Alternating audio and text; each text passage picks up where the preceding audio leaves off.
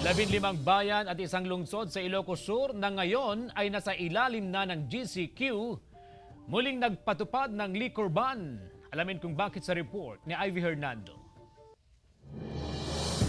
Kasabay ng pagpapatupad ng General Community Quarantine, binawi rin ang liquor ban sa mga bayan na nagpatupad nito. Kaya lang, nauhaw yata ang mga residente sa pag-inom ng alak. Based doon sa nangyayari, maraming nakainom na involved sa trouble. May hinuli ring motorista dahil sa pagmamaneho ng nakainom dahil sa mga naitalang insidente.